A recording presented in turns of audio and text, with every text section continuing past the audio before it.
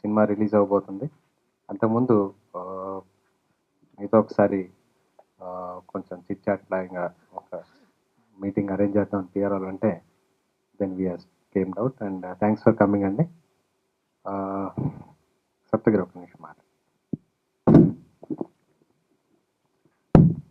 Thank you అన్న, వచ్చినందుకు మీకు చేతులు జోడించి నమస్కరిస్తున్నాను. 23 ఇన్నాళ్ళు సప్తగిరి ఒక కమెడియన్గా చూశారు. జీవితంలో మరో మెట్టు ఎక్కుదామని ఆత్మవిశ్వాసంతో అడిగేస్తున్నాను. దానికి మీ సపోర్ట్ ఎప్పుడు ఉంటుందని కోరుకుంటున్నాను. థ్యాంక్ యూ అన్న. యాక్చువల్గా నేను ఇండస్ట్రీకి డైరెక్టర్ అవుదామని వచ్చాను.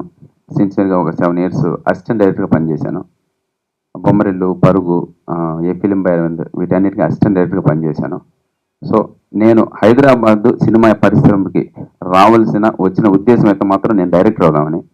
బట్ అనుకోకుండా ఒక స్వీట్ యాక్సిడెంట్ కమెడియన్ చేశారు నన్ను. నా బాడీ లాంగ్వేజ్, నా మాట తీరు ఇవన్నీ చూసి చాలా కామిక్గా ఉందని బొమ్మరిల్లు భాస్కర్ గారు నన్ను పరుగు సినిమాలో ఒక చిన్న క్యారెక్టర్ చేయించారు. ఆ సినిమా పెద్ద హిట్ అవడంతో ఏదో వాళ్ళకున్న సెంటిమెంట్ ప్రకారం బొమ్మరిల్లు సినిమా హిట్ అవడంతో పరుగు సినిమాలో ఫుల్ లెంత్ క్యారెక్టర్ చేయించారు. అది కూడా హిట్ అవడంతో నాకు మంచి పేరు వచ్చింది. సో దాంతో ఆ తర్వాత కంటిన్యూస్గా చిన్న గ్యాప్లో చిన్న క్యారెక్టర్లు చేస్తూ వచ్చాను.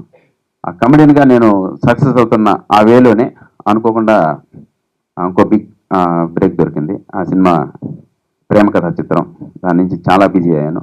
సో ఈ వేలోనే కొంచెం అసిస్టెంట్ డైరెక్టర్గా తగ్గించడం, అటు ఇటు బిజీ అయిపోవడం వల్ల దానికి కొంచెం దూరం అయ్యాను.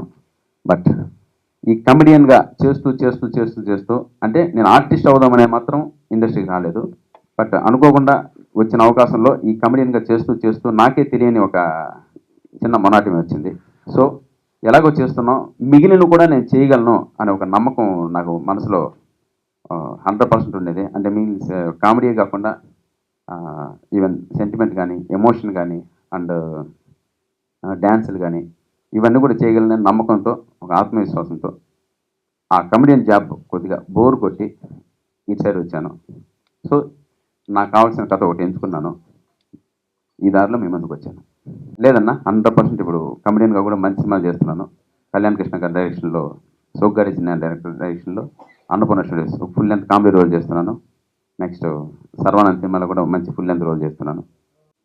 ప్రతి ఒక్కరు అన్నారన్న, ఆ విషయం అయితే అన్నారు, కమెడియన్గా బాగుంది, కమెడియన్గా జాబ్ కూడా బాగా నిండుతుంది, ఈ పొజిషన్లో ఎందుకు ఇలా చేస్తున్నామని అందరూ అడిగారు. కాకపోతే జాబ్ అయితే నిండుతుంది కానివ్వండి, జాబ్ సాటిస్ఫాక్షన్ అయితే లేదన్న 100%. ఏదో ఒక మెకానికల్ లైఫ్ అయిపోయింది. ఎక్కడికి వెళ్ళినా ఒకటే యాక్టింగ్ చేస్తున్నాను. అది నాకు ఆ విషయం తెలుసు. ఎందుకంటే నాకు ఆర్టిస్ట్గా నాకు అనుభవం లేదు, నాకు వచ్చేది అదే, దాంతోనే సక్సెస్ అయ్యాను. బట్ రోజు లేచిన కొద్దీ అదే చేస్తున్నాను, నాకు అదే బోర్ కొడుతుంది. డబ్బులు వస్తున్నాయి కదా అని ఒక సాటిస్ఫాక్షన్ లేకుండా పోయింది. బట్ ఈ క్రమంలోనే ఒక 7 years అసిస్టెంట్ డైరెక్టర్ నేను పనిచేశాను. సో ఆ ఆశతోనే మిగిలిన కూడా చేయగలను, మిమ్మల్ని మెప్పించగలను ఒక నమ్మకంతో దిగాను. అవి దాదాపు 8 months నుంచి ఈ సినిమా పైన వర్క్ చేస్తున్నాం అన్న. 100% అంటే అంతకుముందున్న అంటే మా డైరెక్టర్ కానివ్వండి, మా ప్రొడ్యూసర్ కానివ్వండి, నీ పైన ఇంత బడ్జెట్ పెడుతున్నాం, బట్ మాకు 100% ఇంతకుముందు మేము చూసిన సప్తగిరి ఈ సినిమాలో చూడకూడదు, దానికోసం స్క్రిప్ట్ రెడీ చేశాను. నేను కూడా దాంట్లో 100% ఇంత స్క్రిప్ట్లో ఇన్వాల్వ్ అయినాను. నేను ఏం చూపించుకోగలను, నేను ఏం దీంట్లో యాక్ట్ చేయగలను, నేను ఏ విధంగా మిమ్మల్ని మెప్పించగలను, దానికోసం ఒక 3-4 months వర్క్ చేశానన్న. వర్క్ చేసి ఒక స్టోరీ స్ట్రక్చర్ వేసుకొని ఆ తర్వాత నేను ప్రొడ్యూసర్ మీట్ అయ్యి డైరెక్టర్ సెలెక్ట్ చేసుకున్నాను. బట్ ఇప్పటికీ అంటే అప్పుడు కమెడియన్, ఇప్పుడు కూడా ఈ సినిమాలు కూడా కమెడియన్గా కనపడతాను. జర్నీ అంటే చాలా హార్డ్ వర్క్ చేశాను. ఇంకా మీ సపోర్ట్ కావాలి. ఇప్పటికి కరెక్ట్గా 15 days అయిందన్న నిద్రపోయి. నో డౌట్ అందులో అసలు మైండ్ రేపటి పైన ఆధారపడింది. అంటే కంటెంట్ అయితే స్ట్రాంగ్గా ఉంది కానీ బట్ చాలా తెలియని టెన్షన్లో ఉన్నాను. చూద్దాం క్యారెక్టర్ ఉంటుందన్న, పక్కా ఉంటుంది. అది 100% స్కోప్ ఉంటుంది. మ్యాటర్ ఏంటంటే స్టోరీ రివీల్ చేయమని ఒక చిన్న పాయింట్ చెప్తాను. మా ఫాదర్ కానిస్టేబుల్, నేను సినిమాలోకి వెళ్ళాలని ఆశ లేదు, నువ్వు ఐఏఎస్ అవ్వు అంటుంటాడు. ఆయన మాత్రం కానిస్టేబుల్, నేను మాత్రం ఐఏఎస్ అయిపోవాలి. ఇది స్వార్థం నాన్న అనేది. నాకు ఏది ఇష్టమో దాంట్లో ఎదగినవండి. అంటే ఏంటో నువ్వు ఎదిగేది అన్నప్పుడు నేను మామూలుగా ఒక సినిమాలో వెళ్ళాలని ఒక తపన పడే ఒక కుర్రాడికి కనపడతాను. అది చాలా బాగుంటుందన్న. దానికోసం చాలా ఖర్చు పెట్టారు మా ప్రొడ్యూసర్ గారు. అది నా ఇంట్రో సీన్.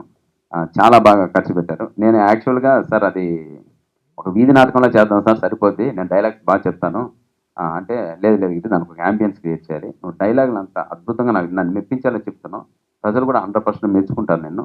ఆర్టిస్ట్ లాగా చేద్దామని అనుకున్నాడు.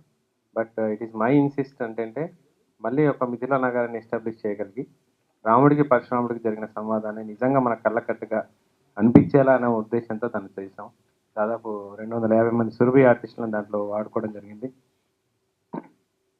మళ్ళీ ఒక 100 ఆర్టిస్టులను మనం ఆడాం.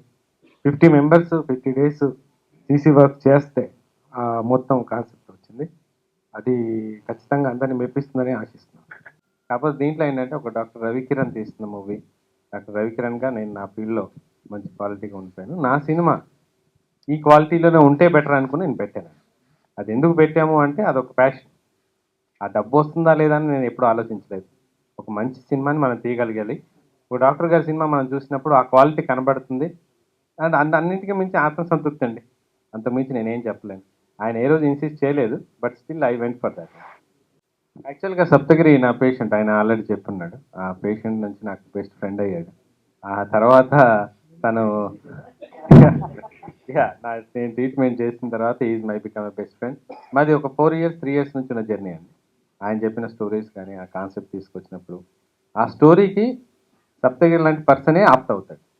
ఆ లో ప్రొఫైల్ నుండి ఆ కానిస్టేబుల్ లెవెల్కి నేను ఏ పెద్ద స్టార్ని ఊహించుకోలేను. అలా మనం సెట్ చేయడం కూడా కష్టం. ఇంకోటి ఏంటంటే సప్తగిరిని ఒక హీరోగా ఇంట్రొడ్యూస్ చేయడంలో ఏంటంటే నాకు ఒక వైట్ పేపర్. సప్తగిరి ఎలా చేసినా ఏ లెవెల్కి చేసినా పబ్లిక్ నుంచి యాక్సెప్టెన్స్ వస్తుందని ఒక ఉద్దేశం అయితే ఉండింది. అండ్ సాధ్యమైనంత వరకు వాల్యూస్ కట్టుబడి ఈ సినిమా అనేది తీయగలిగాం. దాంట్లో మాత్రం నాకు అది సాటిస్ఫాక్షన్ అయితే ఉంది సార్. డిస్ట్రిబ్యూటర్స్ కేఎఫ్సి వాళ్ళకి మేము చేసిన తర్వాత 478 కాల్స్ వచ్చాయి డిస్ట్రిబ్యూటర్స్ నుంచి. They literally fight for it. మాకెందుకు ఈ సినిమా ఇవ్వరు, మేము చేసుకుంటాం. కాకపోతే నా కాన్సెప్ట్ ఏంది ఉండిందంటే ఏదైనా ఒక ప్రాజెక్ట్ మనం స్టార్ట్ చేసినప్పుడు స్టార్టింగ్ టు ఎండ్ మనం చూసుకోవాలి. ప్రతి డెప్త్ మనకు తెలియగలిగితేనే నెక్స్ట్ సినిమాలో నేను ముందుకెళ్ళగలను అన్న ఒకే ఒక ఉద్దేశంతో నేను అది ఎవరికి ఇవ్వలేదండి. Own release. రెండోది ఏంటంటే మీరే అన్నారు సప్తగిరి మీద ఇంత ప్రాజెక్ట్ పెట్టాం, బడ్జెట్ పెట్టాం, సినిమా బాగుంది, ఎక్సలెంట్గా ఉంది, ప్రాబ్లం లేదు. కానీ రేపేమైనా ఏదైనా అయితే డిస్ట్రిబ్యూటర్స్ నష్టపోకూడదు. మనం ఏంటో ప్రూవ్ అయిన తర్వాత మనం రేపన్నాడు ఏదైనా మాట్లాడినా దానికి ఒక వాల్యూ ఉంటుంది. ఈ కష్టమో నష్టమో ఏదైనా సరే అది నేను భరించడం బాగుంటుందనే ఉద్దేశంతో మాత్రమే నేను వాళ్ళకి ఇవ్వలేదు. కానీ నెక్స్ట్ మూవీ ఒకవేళ నిజంగా నేను చేయగలిగితే మాత్రం ఖచ్చితంగా వాళ్ళకి ఇవ్వడానికి మేము ప్రయత్నం చేస్తాం. దాదాపు 2.5 minutes ఉన్న 2.5 hours ఉన్న సినిమాలో 10 minutes ఆఫ్ బిట్ ఆ సోల్ ఆఫ్ ద మూవీ తీసుకుని మిగతాది మొత్తం స్వతహాగా ఈయన వర్క్ చేయటం, స్క్రిప్ట్ మొత్తం వర్కౌట్ చేసి తెలుగు నేటివిటీకి వర్కౌట్ చేసాం. తమిళ్ మాతృక అనేది పూర్తిగా సీరియస్ టైప్ ఆఫ్ సినిమా అండి.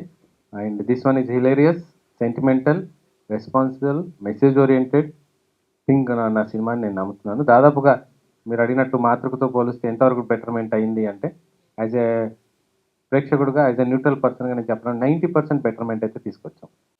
ఇది నేను చెప్తే ప్రీ జడ్జిమెంట్ ఇచ్చినట్టు అవుతుంది. మీ వ్యూస్ని నేను కొంచెం వరకు ఇన్ఫ్లుయెన్స్ చేసినట్టు ఉంటుంది. ఫర్ దిస్ మీరే చెప్పాలి సార్. ఫర్ మీ ఈరోజు కూడా నా మొహంలో ఆ స్మైల్ ఉంది అంటే సంథింగ్ వైజ్ ఈ డన్ ఇట్. దానికి జస్టిఫికేషన్ అయితే ఉండింది. అది నా సినిమా అయినా ఎవరైనా సరే నేను నమ్మే పాలసీ ఏంటంటే 59 రోజులు షూటింగ్ జరిగింది సార్. ఆయన షార్ట్స్లో జస్టిఫికేషన్ చేయకపోయినట్లయితే లేదా ఆ సాటిస్ఫాక్షన్ నాకు కనబడకపోయింటే ఆ 59 రోజులు రన్ అయ్యేది కాదు. అదేదో 30 daysలో 40 daysలో కట్ ఆఫ్ అయిపోయింది. ఎస్పెషల్లీ మాకు ఛాలెంజ్ ఎక్కడ వచ్చిందంటే సెంటిమెంట్ సీన్లో, ఎమోషనల్ సీన్స్లో సప్తగిరితో పలికించడం కొంచెం కష్టమైంది.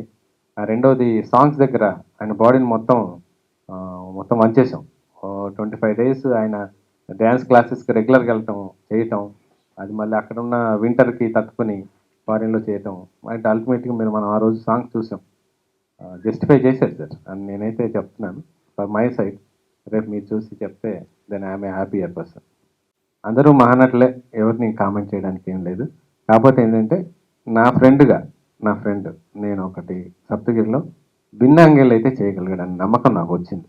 ఒక సెంటిమెంట్ పలికించగలడు, కామెడీ అయితే ఆయన సిగ్నేచర్ మార్క్, డ్యాన్స్ చేయగలిగాడు, సీరియస్ యాక్షన్ చెప్పాడు, అండ్ గంభీరమైన వాక్యాలు చెప్పాడు, క్రోధం అంటే దాదాపు నవరసాలు అయితే పలికించడానికి ప్రయత్నం చేశాడండి. సాధ్యమైనంత దాంట్లో సక్సెస్ అయ్యాడని నేను అనుకుంటున్నాను. డెఫినెట్లీ 80% మూవీ అయిపోయింది. ఆ టైంలో మనం ఇచ్చాం. ఎంతవరకు మనం సాధ్యమైనంత వరకు సెట్ చేయగలం. కానీ అల్టిమేట్గా అంటే పవన్ కళ్యాణ్ గారు అంటే మాకందరికి అభిమానం. ఆయనంతటా అక్కడ నుంచి వచ్చిన proposal it's a very blessing for us. We given it. దాంట్లో ఏమాత్రం మాకు రిగ్రెట్ అయితే లేదండి. It's happier thing. అంటే మనం ఇవ్వగలిగే ఆప్షన్, అవకాశం రావటం ఎక్కువ. అలాంటి వచ్చిన దానికి we are very happy to give it. అది పెద్ద సమస్యే కాదు.